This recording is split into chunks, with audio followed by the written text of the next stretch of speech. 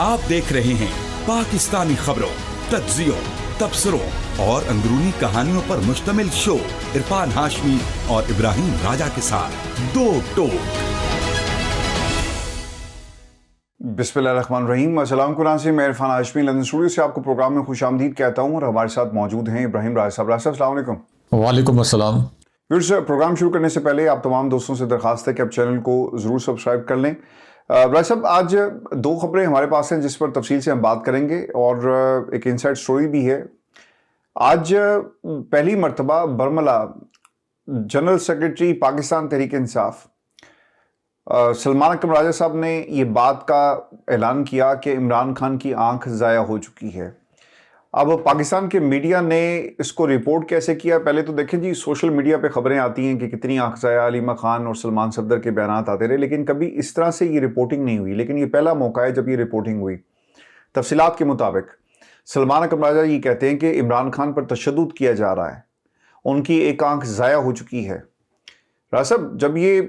आप ये जुमला ही पढ़े ना कि इमरान खान पर तशद्दुद हो रहा है, तो यकीन करें पाँव के नीचे से ज़मीन निकल जाती है कि किस किस्म का तशद्दुद और कौन तशद्दुद कर रहा है और क्या चाहते हैं इमरान खान से। सुप्रीम कोर्ट के बाहर उन्होंने गुफ्तगू करते हुए कहा कि इमरान खान और बुशरा बीबी की सेहत को संगीन खतरात लाहक हैं,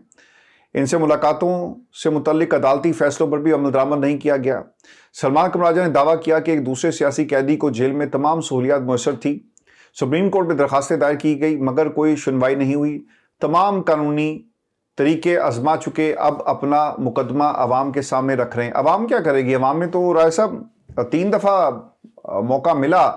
अवाम चली, अवाम शहीद हुई, लेकिन क्या हुआ आपके सामने? अवाम को तो इस्तेमाल करके फेंक देते हैं ये लोग। 3 दफ़ा का मौका में ये बार बार, अब खैर ये मौका ऐसा नहीं है कि इस पर ज़रा क्रिटिसिज्म हम करें, लेकिन 3 दफ़ा मौका इनको दिया, अवाम ने मौका दिया। 8 फरवरी की रात को भी मौका मिला, लेकिन क्या हुआ? एक बंदा आया, 3 दफ़ा उसने धोखा दिया, वो चला गया। अच्छा, कल कुछ डेवलपमेंट्स हुई हैं अडयाला के बाहर भी, वो भी बात करते हैं। लेकिन ऐसा फर्स्ट जब आपके सामने ये खबर आती है तो क्या रिएक्शन है आपका? क्या कहना चाहिए कि इमरान खान पर तशद्दुद किया जा रहा है, इमरान खान को रास्ते से हटाने की बात कर रहे हैं और इमरान खान की आंख ज़ाया हो गई? देखें हाशमी साहब, एक तो इमरान खान साहब पर तशद्दुद की जो स्टोरी सामने आई है, ये स्टोरी अब सलमान अकरम राजा क्यों सामने लेके आए हैं और अब उन्होंने क्यों कहा कि हमने तमाम कानूनी माद इस्तेमाल कर लिए और उसके बावजूद इमरान खान साहब को इंसाफ नहीं मिला, और इससे पहले उन्होंने इस तरह के स्टेटमेंट्स क्यों नहीं दिए, और फिर ये क्यों कहा कि अब हम अपना मुकदमा अवाम की अदालत में रख रहे हैं। और दूसरी जानिब एक बहुत बड़ी जो चपकलिश इस वक्त हो रही है, या आम अल्फाज में ये जो हम पंजाबी में कहते हैं कि फड्डा पड़ गया, तो वो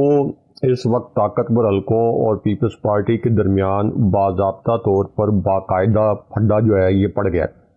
और जो इस वक्त पर्दे के पीछे जो डेवलपमेंट्स हो रही हैं वो बड़ी अहम हैं, दिलचस्प हैं,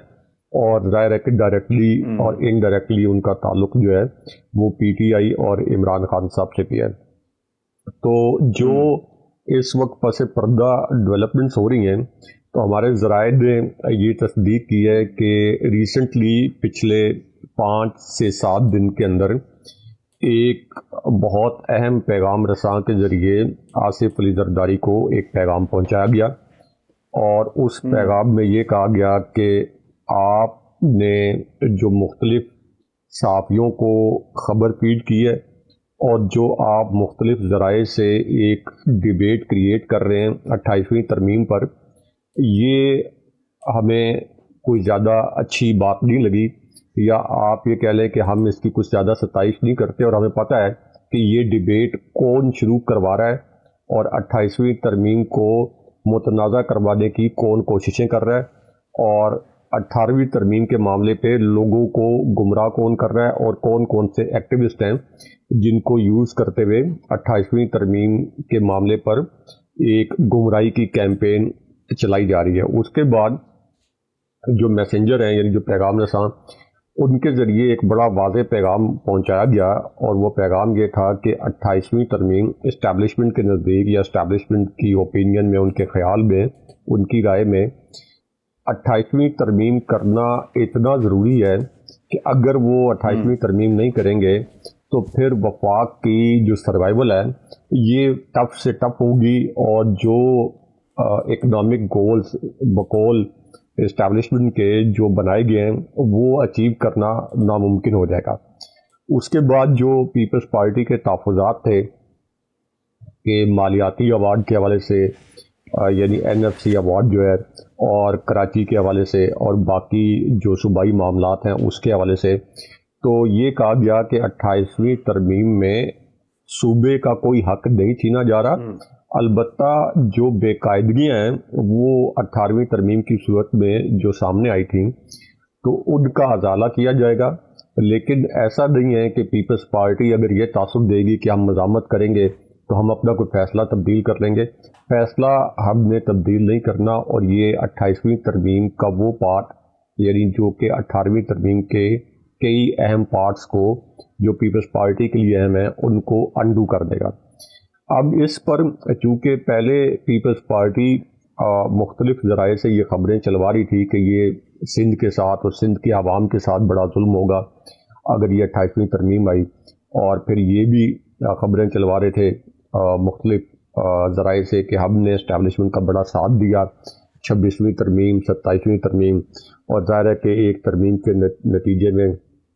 چیف آف ڈیفنس فورسز کا جو عہدہ اس حوالے سے بھی، تو وہ یعنی اس نظام کے اوپر ایک احسان چڑھانے کی کوشش کر رہے تھے کہ ہمارا پیپلز پارٹی کا اس نظام پر بڑا احسان ہے، اگر پیپلز پارٹی نہ ہوتی تو ظاہر ہے کہ تحریک انصاف اتنی مقبول جماعت ہے تو یہ نظام مکمل طور پر کولیپس ہو جاتا۔ اب اس کے بدلے میں جو جوابی پیغام پھر ان کو دیا گیا وہ یہ دیا گیا کہ اس نظام سے آپ نے بہت کچھ حاصل کیا ہے، آپ کے سینٹ کے چیئرمین جو ہیں وہ پیپلز پارٹی کے ہیں، آپ کے پاس 2 مزید وفاقی عہدے بھی ہیں، یعنی گورنر KP اور اسی طرح گورنر پنجاب، آپ کے پاس صدارت بھی ہے، اس کے بعد آپ کی بلا روک ٹوک جو سندھ میں پیپلز پارٹی کی حکومت بھی ہے، اور ظاہر ہے کہ باقی جو ہم نے پچھلے پروگرام میں ڈسکس کی تھی کہ پھر دوسری طرف سے بھی خبریں چلتی ہیں کہ جی ہمارے پاس فائلز ہیں، ہمارے پاس آڈیوز ہیں، ہمارے پاس ویڈیوز ہیں، ہمارے پاس کسی سو کالڈ ڈرگ ڈیلر کے متعلق فائلز ہیں، کوئی کنیکشن ہے آپ کے ساتھ طالبانے، اور پھر پچھلی بھی فائلز جو نا وہ ڈیڈ الائیو جن کو کہتے ہیں، تو وہ پچھلی فائلز بھی زندہ ہو جاتی ہیں، وہ گڑے مردے جو نا وہ پھر اکھڑ کے باہر آنا شروع ہوئے تھے۔ تو اب آخری میسج جو بھیجا گیا ان کو، وہ میسج یہ بھیجا گیا ہے، یا کہہ لیں یعنی الفاظ تو یہ نہیں تھے لیکن لب لباب ان کا یہ تھا کہ بندے تو پتر بن جاؤ، کہ یہ ہم نے کرنی ہے کہ بندے تو پتر بن جاؤ، اور یہ ہم نے کرنی ہے، اور آپ کو آپ کا ڈیو جو شیئر تھا اس سے بہت زیادہ مل چکا ہے۔ نہیں، اگلی بات بتائے نا، انہوں نے کہا کہ بندے پتر بن جاؤ تو سویرے 8 بجے پہنچ جانا پارلیمنٹ ووٹ دینے واسطے۔ جی ہاں، وہاں سے پھر وہ جب حکم آتا ہے تو وہ ایسا ہی ہوتا ہے، اس سے پہلے کی حکومتوں میں بھی ایسا ہی ہوتا رہا، اور ہمیں پتہ ہے کہ جو اس سے پہلے حکومتیں رہیں اس میں بھی قانون سازی جب ہوتی تھی اور اسٹیبلشمنٹ نے جو قانون سازی کروانی ہوتی تھی جس کو وہ لازمی سمجھتے تھے تو وہ ایسے ہی ہوتا تھا۔ یہ جنرل فیض حمید کے دور میں بھی ایسا ہوا، لیکن اب تو وہ جو قانون سازی تھی اس میں FATF کی قانون سازی بھی شامل تھی، جہاں پہ اپوزیشن FATF کے قانون سازی میں جو پاکستان کے مفاد میں تھی وہاں بھی کوئی تعاون نہیں کر رہی تھی سیاسی فائدوں کے لیے۔ لیکن یہاں پہ جو 28ویں ترمیم ہے یہ تو نون لیگ کے لوگ بھی دبے لفظوں میں کہتے ہیں کہ اس سے کوئی ہمیں سیاسی فائدہ نہیں ہے یا ہمیں کوئی سیاسی نقصان ہی ہوگا، تو لیکن چونکہ اسٹیبلشمنٹ کا ایک ویو ہے کہ وفاق اس سے کمزور ہوا ہے، وفاق مقروض ہو رہا ہے، وفاق کے لیے ادائیگیاں کرنا، بیرونی ادائیگیاں کرنا مشکل ہے، تو ان کے اپنے آرگومنٹس ہیں۔ اور اگر پیپلز پارٹی کے آپ آرگومنٹس دیکھیں تو شاید پیپلز پارٹی کے نہیں، اس میں نا راج صاحب آپ کی بات ٹھیک ہے کہ اس میں یہ معاملہ نا عمران خان کے دور میں بھی اٹھا تھا، تو میرا خیال ہے کہ ایز اے جرنلسٹ ہمیں حقائق جو ہیں وہ سننے والوں کے سامنے رکھنے چاہیے، اور اس وقت بھی معاملہ یہ تھا کہ بھی اور بڑی اس کے اوپر بحث ہوئی تھی، اور اس وقت یہ کہا جاتا تھا خان صاحب کے دور میں، ایون کہ عمران خان کی اسٹیٹمنٹ سے موجود ہے کہ بھئی قرضہ سارا وفاق کے پاس ہے، کھاتے میں ڈال جاتا ہے، یہ اپنا حصہ لے کے سائڈ پہ ہو جاتے ہیں. تو وفاق یعنی سب کچھ وفاق کے ذمے صوبے جو ہے اپنا حصہ لے کے سائڈ پہ ہوتے ہیں، تو یہ ہمیں دیکھنا پڑے گا. لیکن یہاں پر مسئلہ یہ اب آ رہا ہے، کچھ لوگ یہ خبر دے رہے ہیں جہاں پر جس کے اوپر بات ہونی چاہیے کہ امین الدین صاحب کو بہت سارے اختیارات دے دیے جائیں گے، پارلیمان سے اختیار جو ہے وہ چھین کر آئینی عدالتوں کے پاس چلا جائے گا. تو یہ معاملہ خطرناک ہو سکتا ہے. آپ پارلیمان جس کے پاس سب کچھ ہونا چاہیے، خیر اب تو کچھ بھی نہیں ہے، وہ بھی چلا جائے گا، ان کے پاس اختیارات چلے جائیں گے، اور پھر کل کو اگر کسی چیز کو آئینی غیر آئینی کی بحث شروع ہو جائے تو عدالتیں موجود ہیں اور وہاں پہ امین الدین صاحب بیٹھے ہوئے ہیں. اچھا، ویسے ایک انٹرسٹنگ بات اب یہ بھی ہے رائے صاحب کہ یہ جو فیصل واڈا صاحب ہیں وہ کافی عرصے سے نظر ہمیں نہیں آ رہے. وہ ان کی ڈگی میں سے لوگوں کو بھر کے چھپا کر لے کر کیا جاتا رہا ہے پارلیمنٹ کے اندر. تو وہ کہتے تھے یار جلدی کرو، میں نے جا کر 2 بندے ڈگی میں چھپائے ہوئے ہیں، ان کو نکالنا ہے، حبس بہت ہے، اور آئیں گے. اب تو سارا نزلہ اس وقت پیپلز پارٹی پہ گر رہا ہے اور پیپلز پارٹی کی سیٹ پہ ہی آئے ہوئے ہیں. تو وہ جا کے زرداری صاحب کو کیا کہیں گے، جنہیں وہ اپنا ایک طرح سے روحانی جو ہے وہ استاد بھی مانتے ہیں. ایک تو جو آپ نے کہا کہ پارلیمنٹ کے اختیارات جو ہے وفاقی آئینی عدالت کو دیے جانے کے ایک پلان ہو رہا ہے، تو وہ بھی یہی پنجابی میں کہ کیڑے اختیارات اور کیڑی پارلیمنٹ. وہ پارلیمنٹ جو جعلی فارم 47 کے ذریعے وجود میں آئی، کیا وہ اپنے اختیار کے لیے لڑ سکتی ہے؟ ایک آئیڈیل سچویشن تو یہ ہونی چاہیے کہ اختیارات پارلیمنٹ کے پاس ہونے چاہیے، لیکن ایک ایسی پارلیمنٹ جو کہ دھاندلی زدہ الیکشن کے نتیجے میں وجود میں آئی، اور یہ پارلیمنٹ جو کہ اسٹیبلشمنٹ کے تعاون سے وجود میں آئی، وہ اسٹیبلشمنٹ کو انکار کرنے کی جرت کیسے کر سکتی ہے؟ یعنی جس سیٹ کے اوپر شہباز شریف کو اسٹیبلشمنٹ نے بٹھایا، ظاہر ہے کہ ان کی جو پارلیمانی پارٹی ہے، نون لیگ کی جو پارلیمانی پارٹی ہے، وہ شہباز شریف کی ہدایت کے بغیر تو کوئی فیصلہ نہیں کریں گے، ان کی ہدایت کے برخلاف تو کوئی فیصلہ نہیں کریں گے، یا بلاول زرداری اور آصف علی زرداری کی ہدایت کے برخلاف تو ان کی پارلیمانی پارٹی فیصلہ نہیں کر سکتی. تو جن کو یعنی آصف علی زرداری کو اسٹیبلشمنٹ نے صدر کے عہدے پر بٹھایا، شہباز شریف کو وزیر اعظم بنوایا، تو کیا ان میں کیا کچھ سیاسی جرت ہو سکتی ہے کہ اسٹیبلشمنٹ کہے کہ ہم نے یہ 28ویں ترمیم کر دی ہے اور اس میں ہم نے پارلیمنٹ کے اختیارات وفاقی آئینی عدالت کو دینے ہیں؟ اول تو کوئی اختیار ہے ہی نہیں پارلیمنٹ کے پاس، تو ان کے پاس کوئی جواز ہی نہیں ہے، کوئی گراؤنڈ ہی نہیں ہے کہ وہ اس کے اوپر مذاکرات کریں. کوئی کسی قسم کی مذاکرات آگے 26ویں اور 27ویں ترمیم میں کون سی مذاکرات کی ہے؟ انہوں نے مذاکرات نہیں کی، بلکہ ہر کسی نے اپنا کریڈٹ لیا ہے کہ یہ جو 26ویں ترمیم ہوئی، 27ویں ترمیم ہوئی، اس میں ہمارا کریڈٹ ہے، تو ہمیں اور مراد دی جائے. تو بہرحال اب یہ پیغام جو ہے یہ اس مرتبہ کافی سخت نوعیت کا پہنچایا گیا ہے پیپلز پارٹی کو، اور پیپلز پارٹی بظاہر تاثر تو یہ دے رہی ہے کہ ہم اتنی آسانی سے نہیں مانیں گے اور اپنے مطالبات اس کے اندر سے منوائیں گے، لیکن معاملہ جو ہے وہ ٹینس ہو گیا. اب آ جائیں کہ عمران خان صاحب کی بینائی کے متعلق جو سلمان اکرم راجہ صاحب نے بیان دیا ہے کہ ان کی بینائی 75% متاثر ہو گئی ہے، اور بلکہ انہوں نے کہا ان کی بینائی ضائع ہو گئی ہے. یہ الفاظ انہوں نے بولے، اور پھر انہوں نے کہا یہ کہ ان کے اوپر تشدد بھی ہو رہا ہے اور ہم عوام کی عدالت میں یہ فیصلہ چھوڑتے ہیں. ایک تو سلمان اکرم راجہ نے ٹرین مس کر دی ہے، بہت لیٹ انہوں نے یہ انکشافات کیے ہیں، اور ایک ایسی صورتحال میں کیے ہیں جب پبلک پریشر اور پی ٹی آئی کے مرکز کا پریشر، پی ٹی آئی کے عوام کا پریشر حد سے زیادہ بڑھ گیا کہ آپ تحریک چلائیں. اس وقت اب انہوں نے ایک اپنے آپ کو ریلیونٹ رکھنے کے لیے، خود کو فیس سیونگ دینے کے لیے کہ دیکھیں ہم تو بہت کچھ کر رہے ہیں لیکن عمران خان صاحب پر تشدد ہو رہا ہے، اور عمران خان صاحب کی بینائی جو ہے وہ ضائع ہو گئی ہے. اور تشدد کی بھی کئی اقسام ہوتی ہیں. اگر آپ کسی کو علاج معالجے کی سہولتیں فراہم نہ کریں اور مسلسل اس کی بیماری سنگین تر ہوتی جائے، کیونکہ بیماری کوئی بھی ہو، یعنی ایک مائنر سے انفیکشن بھی ہو، تو اگر وہ ٹریٹ نہ کیا جا رہا ہو تو وہ تو کنٹینیوسلی بڑھتا جاتا ہے، وہ تو ہر دن کے ساتھ بڑھتا جاتا ہے. تو ان کی تو اتنی سنگین بیماری ہے، تو یہ بھی ایک تشدد کی بدترین قسم ہے. پھر قید تنہائی بھی تشدد کی ایک قسم ہے. پھر اہل خانہ سے نہ ملنے دینا، یہ بھی تشدد کی قسم ہے. پھر جو ان کو جیل مینول سے ہٹ کے زیادہ ٹائم بیرک کے اندر گزارنے پر مجبور کرنا، یہ بھی ایک تشدد ہے. تو تشدد کی تو بہت سی اقسام ہیں، اور یہ تو پہلے بھی پتہ تھا لوگوں کو کہ ان کو تشدد کے ان مراحل سے گزارا جا رہا ہے. اب انہوں نے یہ تو کہہ دیا کہ اب عوام کے ہاتھ میں یا عوام کی عدالت کے اندر جو ہے یہ ہم صورتحال لے کے جا رہے ہیں، لیکن کس طریقے سے؟ کیا وہ یہ کہہ رہے ہیں کہ بس عوامی عدالت فیصلہ کر دے گھر میں بیٹھ کے، یا وہ یہ کہہ رہے ہیں کہ ہم عوام کی مدد سے تحریک چلائیں گے؟ کیا وہ یہ کہہ رہے ہیں کہ ہم لانگ مارچ کی تاریخ کا اعلان کر رہے ہیں، اب ہم اس تشدد کو برداشت نہیں کریں گے، اب ہم قانونی ہر طرح کا حربہ عدالتوں کے اندر استعمال کر لیا، اب ہم ایک قانونی جو کہ جمہوری حربہ بھی ہے کہ ہم ایک پرم جدوجہد کریں گے، ہم ایک لانگ مارچ لے کے آئیں گے، ہم دھرنا لے کے آئیں گے، ہم دھرنا لے کے بیٹھیں گے، عمران خان صاحب کی صحت کے معاملے پر بات کریں گے، ان کی رہائی کے معاملے پر بات کریں گے، ٹی او آر بنائیں گے اور ایک ڈیڈ لائن دیں گے کہ اس 1 مہینے کے اندر یا 15 دن کے اندر ہمارے مطالبات مانے جائیں۔ لیکن اس کے متعلق کوئی کلیئرٹی نہیں ہے، نہ سلمان اکرم راجہ کی جانب سے، نہ سہیل آفریدی جنہوں نے اس احتجاج کو لیڈ کرنا ہے، اور نہ پی ٹی آئی کی جو باقی کمپرومائز قیادت ہے ان کی جانب سے۔ تو جب اس طرح کی کلیئرٹی نہیں ہے تو اس کا مطلب یہ ہے کہ یہ صرف لفاظی ہے، الفاظ سے کھیل رہے ہیں، اور یہ ظاہر کرنے کے لیے کہ میں بھی اب وہی بات کر رہا ہوں جو کہ پی ٹی آئی کے ورکرز کر رہے ہیں۔ آج ویسے میں دیکھ رہا تھا کہ لوگوں کو تمغے دیے گئے ہیں، اور بہت سارے لوگوں کو تمغے دیے گئے، اور ان میں یہ جو لغاری صاحب ہیں، بجلی کی جو کارکردگی ہے پاکستان میں، بجلی کے محکمے کی، بجلی کتنی مہنگی کی، اس کے اوپر بھی راجہ صاحب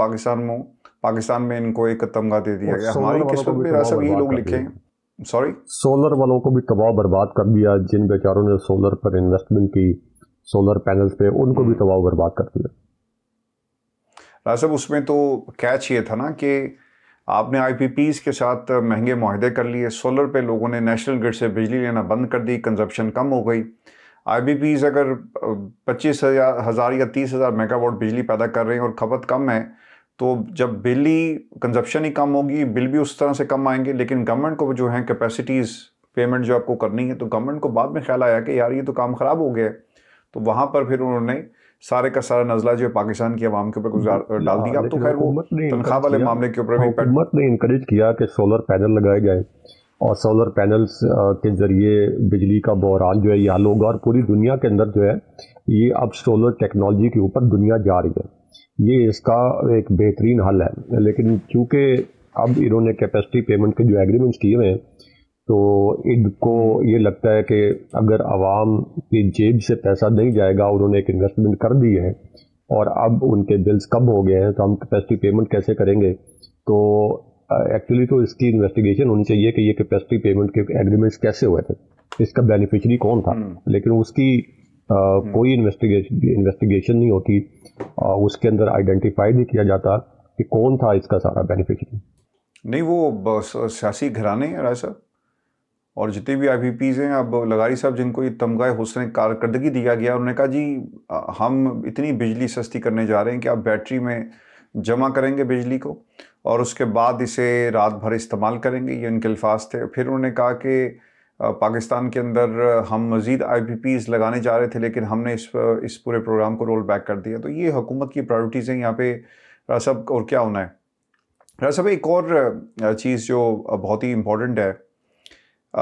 خان صاحب کی جو رہائی والا معاملہ ہے نا، وہ کل ہم نے دیکھا کہ ایک جو کنفرنٹیشن کا ماحول تھا، وہ علیمہ خان نے اس کو ختم کر دیا ہے۔ وہاں پہ جو مخصوص قسم کے صحافی، انہوں نے سوالات کیے علیمہ خان سے، اور سہیل آفریدی کو ایک طرح سے امبیرس کرنے کی کوشش کی۔ تو سہیل آفریدی اس سے پہلے کہ جواب دیتے کہ بھئی آپ بہنوں کے ساتھ آگے کھڑے نہیں ہوتے، کیوں نہیں کھڑے ہوتے، یہاں پہ آپ کو آنا چاہیے، ان کے ساتھ جدوجہد کرنی چاہیے، تو اس سے پہلے کہ سہیل آفریدی جواب دیتے، تو علیمہ خان نے اس کا جواب دے دیا۔ علیمہ خان نے کہا کہ رکیں سہیل آفریدی صاحب، آپ رکیں، میں جواب دیتی ہوں۔ تو پھر انہوں نے نا 2 باتیں کہی تھی کہ ایک تو حالات بڑے خراب ہیں، انہوں نے جو کل مجھے ان کی گفتگو جو تھی، وہ ایک منجے ہوئے سیاستدان کی جو گفتگو ہوتی ہے نا راجہ صاحب، اس کی جھلک اس میں نظر آئی، چونکہ انہوں نے ایک بات کے ذریعے عمران خان کا موقف، اپنا موقف، پاکستان کی عوام کا موقف، اور پھر سہیل آفریدی کے اوپر کیا بائنڈنگز ہیں، سب بتا دی۔ انہوں نے کہا جی حالات بڑے خراب ہیں۔ عمران خان یہ کہتے ہیں کہ سیاست کرنی ہے تو سیاست کے اندر لوگوں کو جوڑا جاتا ہے، لوگوں کو سنبھالنا بڑا مسئلہ ہوتا ہے، ایسی سیاست کرو جس سے تم لوگوں کو سنبھال سکو۔ دو چیزیں بڑی امپورٹنٹ تھی. پہلی چیز جو انہوں نے کہی کہ لوگ غصے میں ہیں, یہ بجلی کے معاملے پر, مہنگائی کے معاملے پر ایک غصہ یہ, دوسرا انہیں عمران خان کے اندر رکھنے کا غصہ ہے کہ تم سے اچھا وہ تھا. اگر یہ دونوں اکٹھے ہو گئے, غصے اکٹھے ہو گئے تو پھر کیا بنے گا, نمبر 1. دوسری چیز انہوں نے ایک پیغام یہ بھی دے دیا تھا کہ اگر لوگ نہیں نکلتے, یہ بھی غصہ ہے ان کو کہ کنٹینر نہیں ہے, لوگ نکلتے کیوں نہیں ہے, کنٹینر جس لیے بنایا تھا نکلو, آزادی موت عمران خان کا پیغام ہے. تو قائدین کے اوپر بھی پریشر ہے, لیکن اس پورے ماحول کے اندر سہیل افریدی بڑا سنبھل کر چل رہے ہیں. اور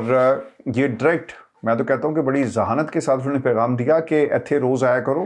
اور اگر نہیں آؤ گے تو اس کا ایک نقصان ہوگا. ایسا ویسے آج نا جمعرات کا دن ہے اور ملاقات کا دن ہے, تو اس جمعرات کو ملاقات کو پاکستان تحریک انصاف زیادہ سنجیدہ نہیں لیتی. اور لاسٹ ٹائم ہم نے دیکھا کوئی نہیں گیا, جو لوگ گئے ان کے نام ایسے نہیں تھے کہ جن کی ملاقاتیں کروا دی جائیں, اس سے پاکستان تحریک انصاف کو فائدہ ہو. اگر ایک دم سے دروازے کھل گئے اور اندر ملاقات ہوگی رائے صاحب, تو پھر پیغام اندر سے آگے آ کے تحریک چلاؤ تو کس سے یقین کرنا ہے؟ وہ جو گمنام دوست چلے جاتے ہیں قابل احترام ہے, لیکن جو چلے جاتے ہیں وہاں پر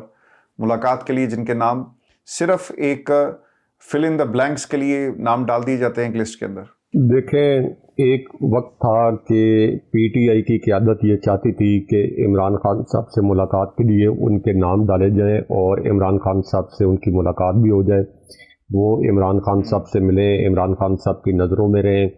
عمران خان صاحب کو یہ باور کرایا جا سکے کہ وہ پی ٹی آئی کے لیے ایکٹیو ہیں, وہ جو کچھ کر رہے ہیں پی ٹی آئی کے لیے اپنے حلقوں میں وہ خان صاحب کو بتائیں اور خان صاحب کی نظروں سے اوجھل نہ ہوں. ایک وہ وقت تھا. اب ایک ایسا وقت ہے جب سے یہ کمپرومائز ہوئی ہے قیادت, زیادہ تر قیادت بہت بڑی تعداد میں, کہ اب یہ چاہتے ہیں کہ ایک تو ہمارا نام ہی شامل ہو, اور نام شامل ہو بھی تو ہم اس چیز کے پیچھے چھپ جائیں کہ عدالتی آرڈر کے باوجود ہماری چونکہ ملاقات نہیں کروائی جاتی تو اس لیے وہاں پہ جانا ضروری نہیں ہے. اور تیسری ان کی یہ خواہش ہوتی ہے, اور یہ پیغام رسانی بھی ہوتی ہوگی, پیغام رسانی والا میرا تجزیہ ہے کہ یہ پیغام رسانی بھی ہوتی ہوگی کہ وہی پنجابی میں کہ جی اللہ دا نام ہے ساری ملاقات نہ ہونے دیں, کہ ہماری ملاقات ہی نہ ہونے دیں, کہ جی ہماری ملاقات نہ ہونے دیں,